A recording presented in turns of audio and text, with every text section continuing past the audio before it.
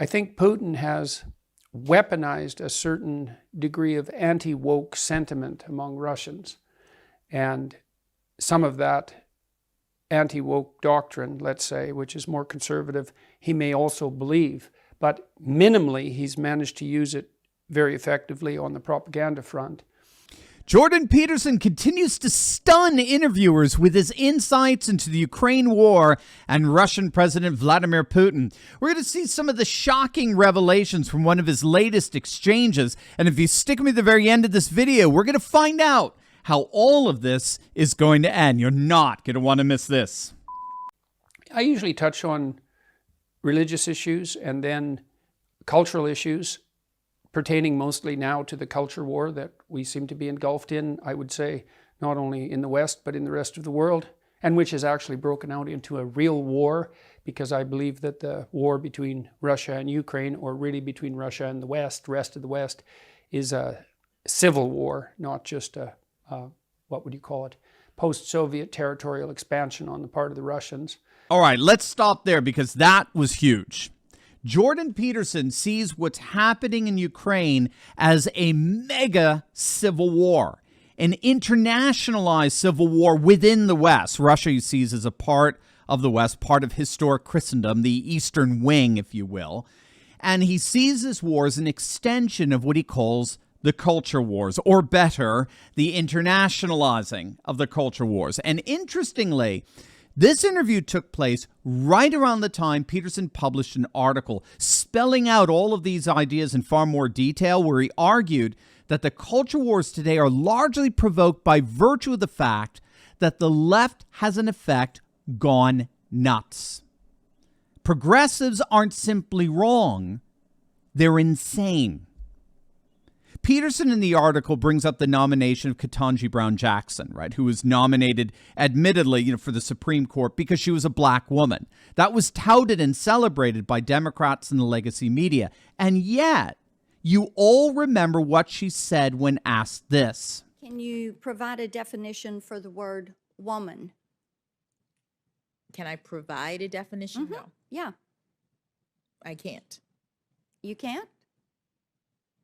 Not in Okay. this context. So you I'm not a believe the biologist. meaning of the word woman is so unclear and controversial that you can't give me a definition? Senator, in my work as a judge, what I do is I address disputes. If there's a dispute about a definition, people make arguments, and I look at the All right. law and I decide. So I'm not. The fact that you can't give me a straight answer about something as fundamental as what a woman is underscores the dangers of the kind of progressive education that we are hearing about. So here we were all enjoined to celebrate the appointment of the very first black woman to the Supreme Court, while at the exact same time we were also enjoined to doubt that there was any objective reality to the term woman. Now, here's Peterson's commentary on this from the article as he read it on YouTube. Check it out. There is a principle, the principle of non-contradiction, acceptance of which, in principle, serves as one of the foundations for the practice of discourse itself. That principle is the assertion that it is fundamentally unreasonable, irredeemably irrational, to claim that A and not A are identical. Why? Well, because if you can claim that a thing is what it is and what it is not simultaneously, then you can claim anything whatsoever. And if you can claim anything whatsoever as true, then it is impossible to talk with you. You have departed from the sphere of reason and reasonable discourse. You have departed from the realm of the rational. This means that you have become deranged. This means that you have become degenerate.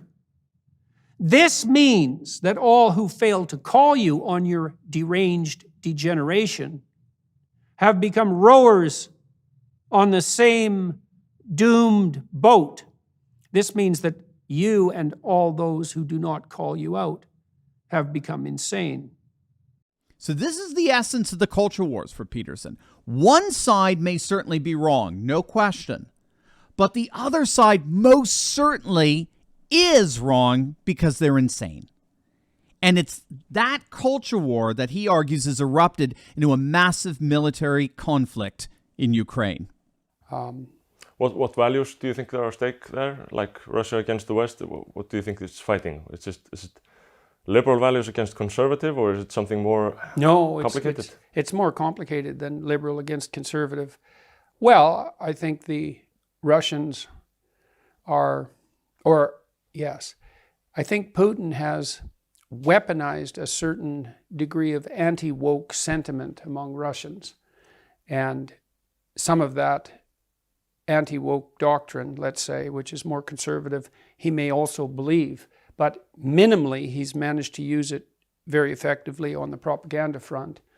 And that's certainly one of the factors that's driving the war and sustaining it and causing it.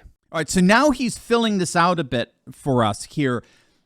You'll note that he said that this goes way beyond liberal versus conservative, right? We could certainly use those terms, but to reduce what's happening to the partisanized nature of the terms is to confuse the tips of the icebergs with the whole bulk that lies beneath. And again, this is where Peterson's paper is very helpful because he recognizes that Putin's weaponization of anti-woke sentiments among the Russian population, and I would also add among the vast majority of the non-Western world, it's a civilizational weaponization. It's not so much a political weaponization or even an ideological weaponization per se. The war against the woke West is for Putin a thoroughly civilizational war. It's a clash between two mutually exclusive civilizations, one that promises to be a brave new progressive world guided by absurdity and insanity, versus a 1,000-year Russian civilization reawakened, guided by the bedrock of religion and tradition.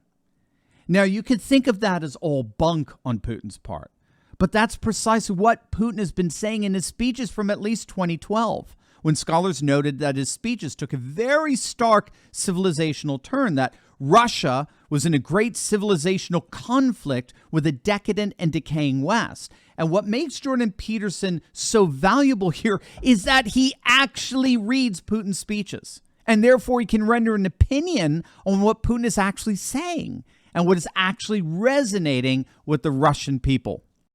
Hey gang, a quick shout out to the sponsor of this video, and that's our good friends over at Old Country Soap. This amazing South Dakota company uses traditional Amish techniques and locally sourced ingredients to make the best natural soaps out there. Every bar of Old Country Soap includes pure and unfiltered bentonite clay, which works wonders. It helps to soothe and relieve dry and sensitive skin. It's known for its healing properties that help with psoriasis and eczema. It's amazing stuff. Okay, you've got to try this soap out. Just the pure natural scent alone is unbelievable. Click on that link below right now, and for limited time, you're going to get an exclusive discount if you use my promo code Turley. And they're even going to throw in a free shower-enhancing exfoliation soap bag with every purchase. So don't wait. Click on that link below or visit oldcountrysoap.com.